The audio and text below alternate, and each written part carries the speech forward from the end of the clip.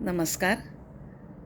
आज प्राचार्य शिवाजीराव भोसले यांचा स्मृतिदिन आहे. त्यांची व्याख्यानं तुम्ही नक्कीच ऐकली असणार, पण त्यांनी एक मैत्रीबद्दल एक सुंदर कविता केली आहे. ती आज त्यांच्या स्मृतीला अभिवादन करून मी आज सादर करते. मैत्री. ज्यांना मित्र असतील ना त्यांनी ते जपावेत, ज्यांना मित्र नसतील त्यांनी ते शोधावेत.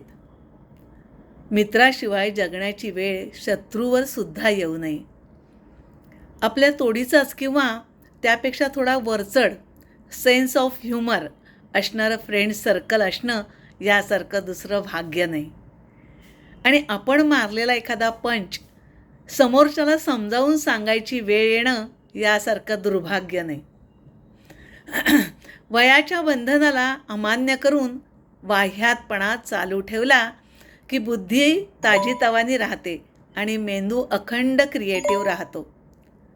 अरे तुझं वय काय आणि बोलतोस काय हा प्रश्न ज्याला पडतो ती माणसं अकाली वृद्ध होतात.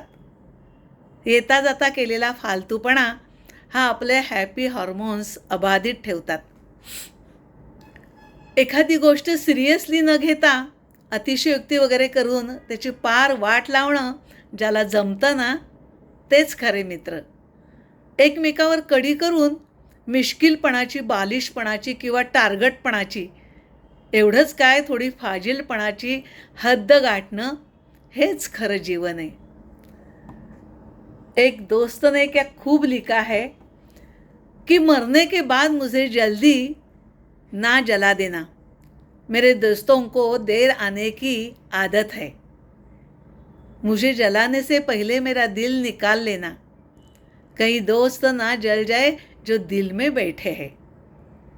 दोस्ती का अर्थ बड़ा ही मस्त होता है. दोस्ती का शब्द या शब्द का अर्थ बड़ा ही मस्त होता है. जब दो हस्ती मिलती है तब दोस्ती होती है, तब दोस्ती होती है. असं हे सुंदर असं मैत्रीबद्दलचं लिखाण, सुंदर लेखन हे प्राचार्यांनी केलेलं आहे. धन्यवाद.